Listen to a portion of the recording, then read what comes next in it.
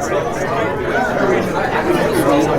at this email. What does it mean? Communication is the imparting or exchanging of information or news. The single biggest problem in communication is the illusion that it has taken place. Conversation is the oral exchange of sentiments, observations, opinions, or ideas. Forbes Books Radio presents The Conversation with Clinton M. Padgett. Welcome back to part 2 of my conversation with Geoff Clawson, VP of Product, Websites, and Marketing at GoDaddy. We resumed the conversation with a discussion about marketing leadership values.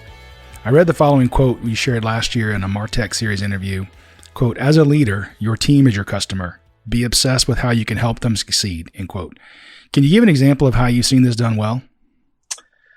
Yeah, thanks for the pulling the quote there. That was a great conversation, and maybe it'd be helpful for your listeners to hear a little bit more or have a little bit more context for in case they didn't read that interview. And that question, I was asked about marketing leadership values, so similar to the conversation we're having, and I shared that first principles for me, the first principles were really about knowing your customer and their needs, and knowing your product and what differentiates it in solving for those needs. And I feel like as leaders and managers, our immediate internal customer is the team, right? Going back to that people first principle, right? So before you can ever think about your external customer, it's really, those around you on your team.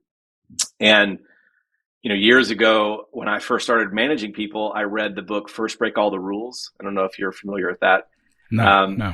Great book. I actually revisit it from time to time. And one of the main takeaways for me from that book was the best way to empower teams is through making sure they have clear direction, the tools they need, and removing the roadblocks, ideally before they ever arise, so that people have the best chance to do, the best work of their careers. And so, for me, that was really what I was trying to speak to in terms of being obsessed with helping the team succeed. That, I've just seen in my career where a lot of people are so me focused, and they think that the way to help the team succeed is I'll succeed. I move up and I can bring people with me, and certainly that is true, and that happens. But I actually, again, kind of see it the other way around. That my number one job is to develop the team. And if I want to be known as kind of like the farm league within our organization, like great leaders, just like the next VP is a senior director for my team. It doesn't take me becoming a president to move out of the way for them, right? Like things are happening all the time at our company and elsewhere. And so, for me to be obsessed with the team is really like, who are these people? What are their aspirations? What are their strengths, and how can I apply that to the problems that we're trying to solve right now? And always be thinking about, giving them the real feedback that helps them get better so that they can be ready for the next big challenge. And again, whether that's going from senior director to VP or to go be a CEO of a small business, which we've had, people leave GoDaddy and go start something else. And that's an amazing, journey to be a part of. How do you inspire others within GoDaddy and other places to follow your lead in that? Because sometimes that's hard. You think maybe that should be my job, and you feel leapt over if somebody who works for you ends up taking that position. So mentally, that can be difficult. How do you inspire people? Yeah, I think it's just in culture is about what you celebrate, right? And so I think just celebrating that these wins are team wins, right? Because none of these people are doing this alone, right? They're doing it with the product team that they work with, the squad that they built something with, and creating value for customers over time. And that value then obviously accrues to the business over time.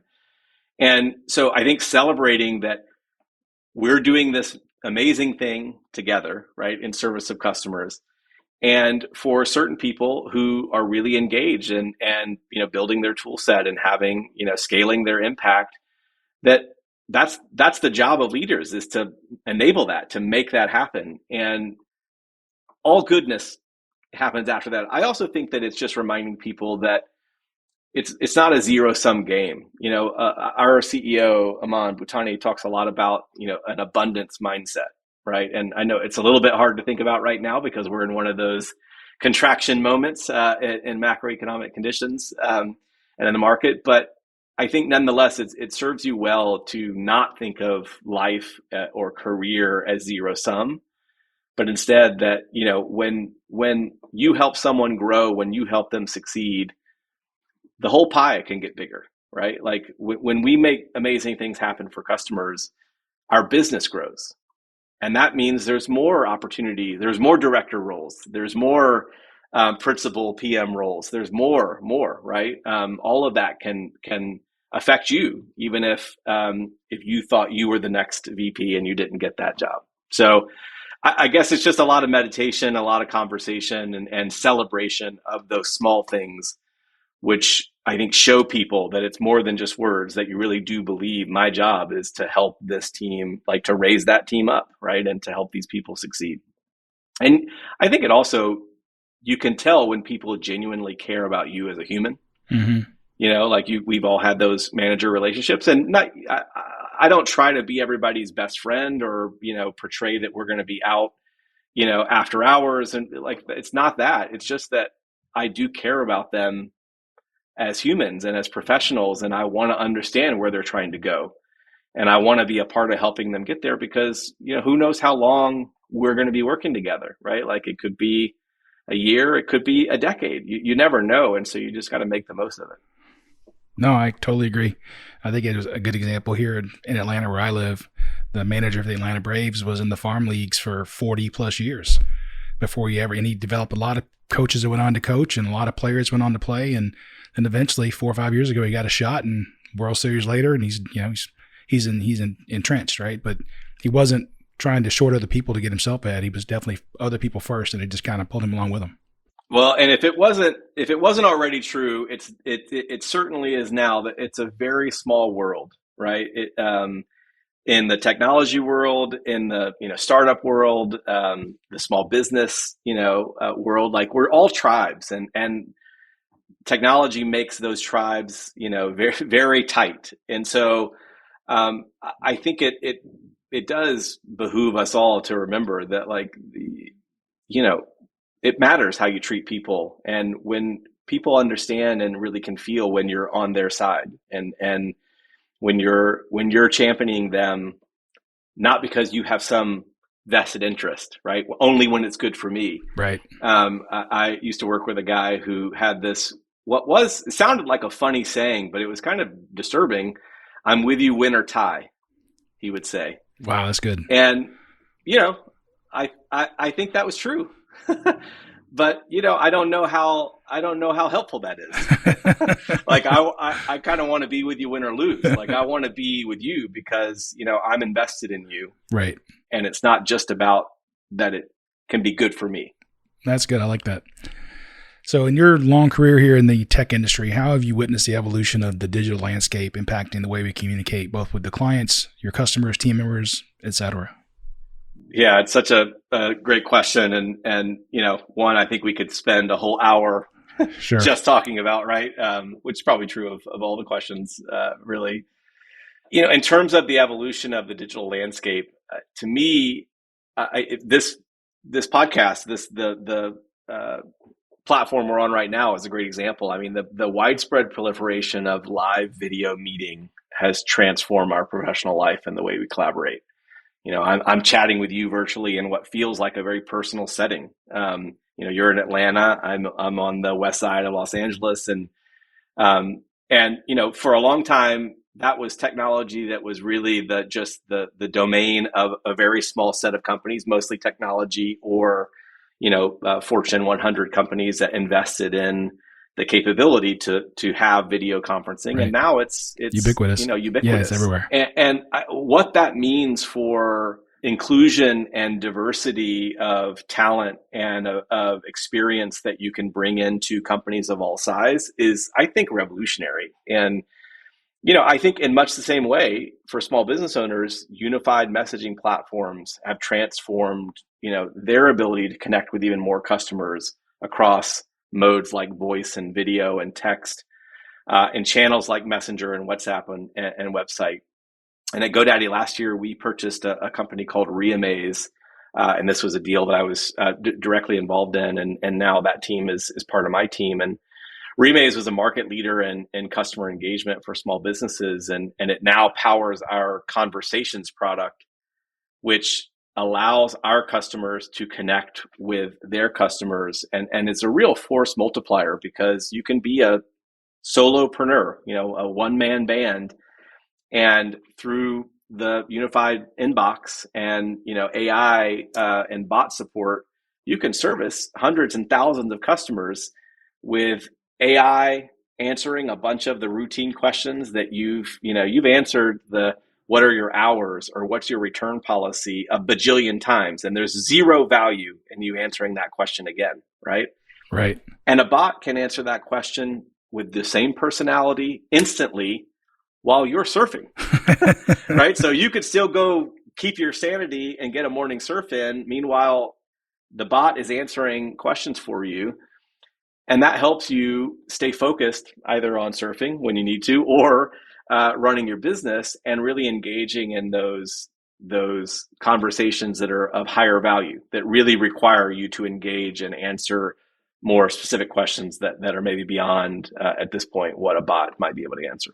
So those are the positives. Are there any negatives that you can think about, and how would you combat those?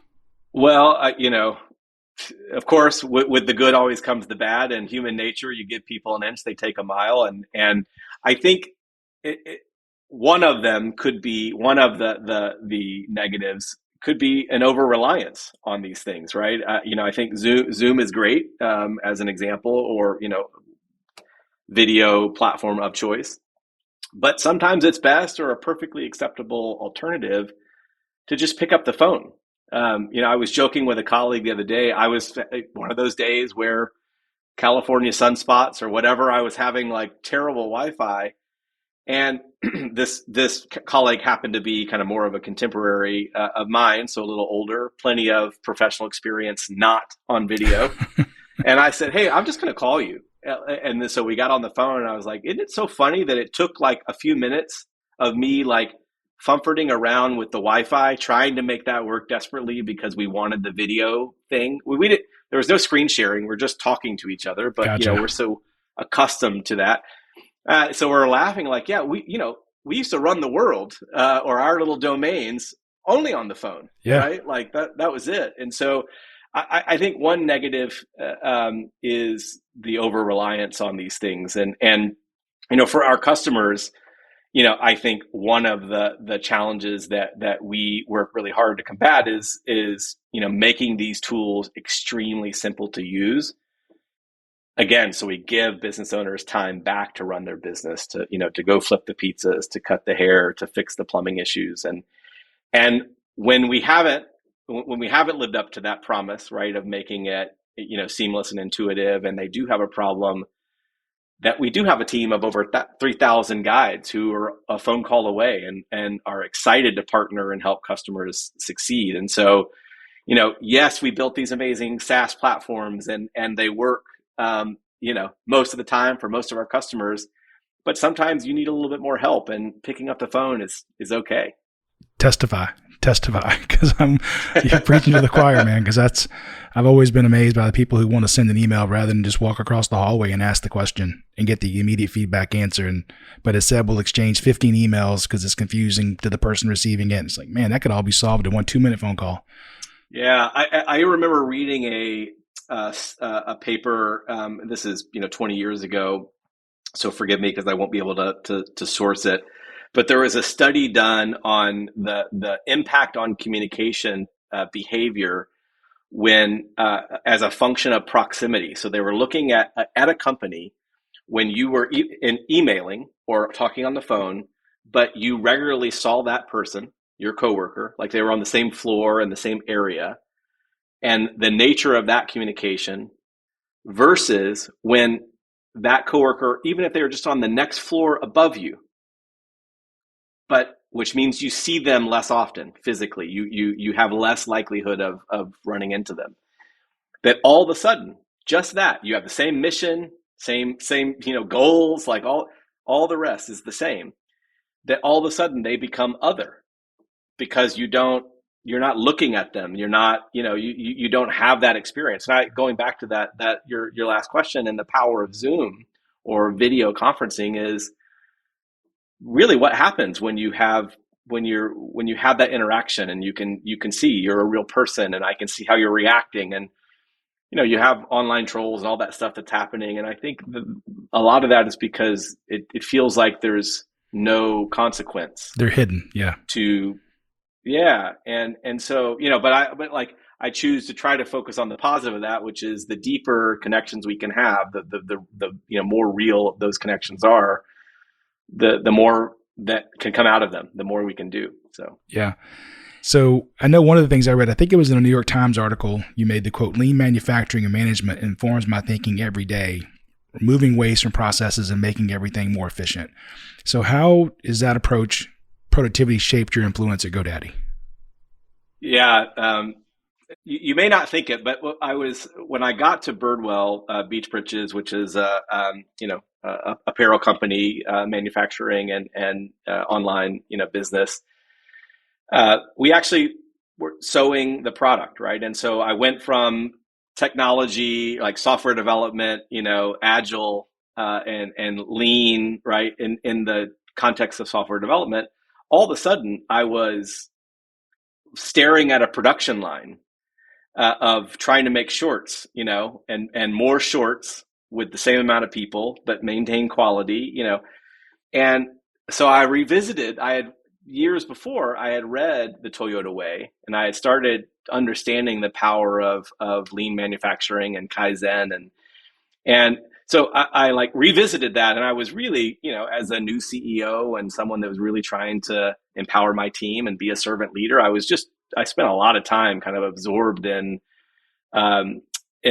some of those ideas, and it kind of took me back. Honestly, I even though I went to college in Texas and spent all of my first 20 years in Texas, I actually was like deeply connected to Eastern art and philosophy. I studied modern Chinese history and Mandarin at college, and so I spent a lot of time thinking about Eastern philosophy. And one of the things that resonated the most with me was the kind of the difference between Western and Eastern, art and points of view, where in the Eastern world, it was really about carving away excess to remove the essential, instead of adding things to something until it becomes the essential.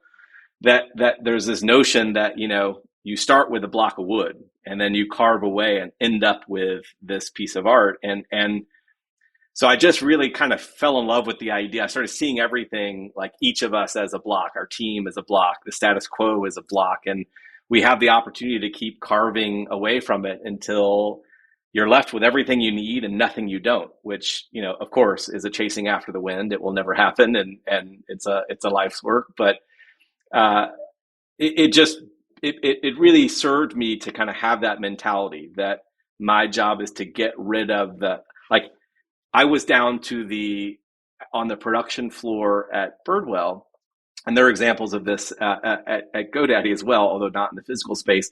I was literally moving desks 90 degrees so that people passed the product from one to another. It was less effort to pass it. Right. So just nothing was out of bounds to think about, do we really need to do that extra step? What value is created in that extra step, right? And if you can't defend it, get rid of it and then see if the whole thing breaks. And if it does, okay, great, back out of it, try it again.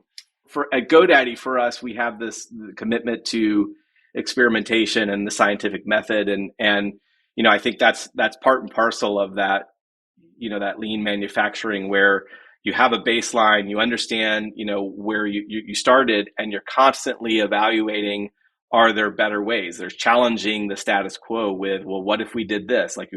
Make an observation, have a hypothesis, design a test, what happens, right? And the democracy of success that is created by that, right? The fact that anyone could make a great observation or come up with a great hypothesis based on that observation is super powerful. And again, it's a life's work to strip away all of the excess. And so that also gets you excited about getting up early tomorrow morning to try again. I love it. What I was going to say is that's obviously techniques that have been used for a long time at places like Caterpillar and big manufacturing companies. They're heavy on lean manufacturing and Kaizen and Toyota way. So it's really interesting to see how you put it to work, both at a manufacturing type facility with Birdwell and then also at GoDaddy as well. So that's cool. Yeah, it's a beautiful way of thinking that has such application from the physical world to the the software world to the digital world, and again, to bring it back to our customers, we work really hard to build products that make it really easy. They're simple, they're intuitive. That's fiendishly complicated to do, to bring all this complexity of the marketing world, of SEO or of digital advertising. But for a plumber who, they're not looking to become a PhD in digital marketing, right? They want to serve more customers and to do it better. And so our job is to make that super easy to do. And I think Kaizen and that idea of removing the excess, right? Like, yeah, you could put lots of bells and whistles, but how much incremental value does that create for this customer, right? Like, is that just something that we're excited about, but it's not really going to change that customer's life? I think keeping those principles in front of mind and as part of the consideration is super important. Well, you kind of touched on that already, but you have some amazing recommendations on your LinkedIn profile left by former employees, colleagues, etc. One said, quote, "You never stop learning and you never hesitate to share what you've learned," which we talked about, being transparent and one of your leadership skills. And really, in what areas are you looking now as you move forward to expand on your knowledge and overall skill set next year? Yeah, thanks for the kindness of pulling up some very kind things from former coworkers. I'll be sure to put the check in the mail to that coworker for allowing me to have that review still up. There's a couple of things I definitely like to stay engaged and thinking about things, both that are directly related to my work and just to life in general. I think, if I may, two of the things that are most interesting to me right now, I've been listening to a lot of podcasts from Dr. Peter Attia, who has the Drive podcast, and really thoughtful conversations. And he is really focused on something that now has become super important to me, and it's the idea of lifespan and health span, and really defining the experience of the last 10 years of your life, whatever you imagine that to be, 80 to 90, 90 to 100, whatever. And then figuring out, what do you want that those 10 years to be like? And for me, I have two young children. And so, I started a little later in life, starting a family. And so for me, I want to be vital and engaged in my grandchildren's life if I'm lucky enough to have them. And so what am I doing right now, health-wise, to make sure that I can pick my carry-on bag up above my head to the plane so I can fly to go see those grandchildren, right? So I can be on the ground playing with them. So it may sound, somewhat pedestrian or not that interesting, but I feel like there's not much else, if you don't take care of health and then really create, the most vital life you can, everything else is a lot less interesting, right? And so that's one thing too. I spent I mentioned this earlier. I spent a ton of time earlier in life studying language, first Spanish and then Mandarin, and I'm excited to return to the pursuit of language acquisition, and specifically Korean, for two reasons. One, to spend more time with my wife. We're going to do this together. She's half Korean, and so we're excited to have a joint project together. And two, for both of us, really to experience a deeper connection with her mother, who speaks some English, but certainly we could have a very different relationship with her if we spoke Korean. And so I'm excited to be digging back into learning Korean. And maybe, if I'm being honest, there's a third reason, which is Korean food is one of my favorites, and so the idea of being able to order off the menu is pretty exciting. Having spent quite a bit of time in South Korea, I'm with you. I love the culture, love the people, love the food, absolutely. As we bring this to a close, I have two questions that I always ask everybody. So, what is the best piece of advice you've ever been given? Best piece of advice. Great question. I think I would say it's to be the best part of someone's day, and more specifically by being, as the Rumi, the poet said, being a lamp, a lifeboat, or a ladder, right? Like really helping people up. And I think that's been a theme through a few of the answers to the questions today. It's just being in service to other people. Okay. And so that then would ask my sub question, which is that the same advice you would give someone who's aspiring to have a role like you? Yeah, well, maybe indirectly. So I would say probably first and foremost, be engaged, be curious, be courageous, like be about the work, is what I would say. And indirectly related to that answer, I would say find mentors, and surround yourself with people, with an engaged group of people, friends, colleagues, coaches, that have a diverse perspective, because I read many years ago, and it stuck with me: what you're thinking, you're becoming, and you are who you spend time with. And so, like, be thoughtful about who you're surrounding yourself with, because they influence what you're thinking, and what you think is what you become. And so, every day, every year, every new job, you get to make that choice of, and it's something that I pay very close attention to when taking a job, almost more than anything else. It's who's there, right? And what are the types of people that we are bringing on to the team? And I would say when I do interviews, whether it's a 30-minute interview or a 90-minute interview, I make sure to try to give up to half of that interview for them to ask me questions, because one, you learn a lot by the questions that people ask, and two, because it really does. They should care deeply about who they're going to be spending time with. Yeah. And so that has paid dividends for me as a candidate, as a manager, as a colleague. Okay. Final question. What's the best book or article you've read recently, and what was the key takeaway? I was just recently given emailed us a few excerpts from a book called Consolations by David White, which is a collection of essays that are meditations on the deeper meaning of 52 ordinary words. And one of them is friendship. And without, kind of waxing poetic, because I'm not going to be more poetic than he is, but I would encourage you to check it out. Consolations by David White, and it's Whyte. Really just kind of deep meditations on these ordinary words. And the privilege of friendship, and I would extend this to professional relationships, right? Is that we have the privilege of spending some amount of time with other people, seeing them and being seen, and really experiencing kind of the essence of each other. And whether it's professional or personal or work, marriage, like true companionship. And to believe in someone and have them believe in you makes all the difference. That makes meaning in life, right? And so that was a key takeaway. It really kind of rung my bell in a way that was like, that's something I've always known, and now I have better words to put to it, I think. And so, I'm deeply grateful to a good friend of mine, former Instagram colleague, who just happened to be in town, and we got into a deep conversation. And he's like, "I'm going to send you something." And sure enough, like before he went to bed that night, shows up in my inbox, and I just devoured it and have revisited it already several times. I think that's a great way to end it. So, Geoff, this has been fantastic. If people want to learn more about GoDaddy or more about you directly, how can they do that? Sure. Well, GoDaddy.com.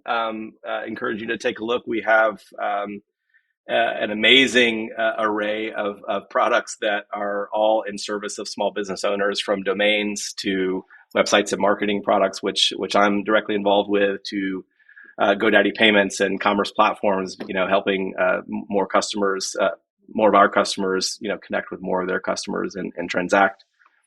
And for me personally, you can go to geoffclawson.com, GeoffClawson.com, which will just redirect to LinkedIn, and happy to connect with any of your listeners.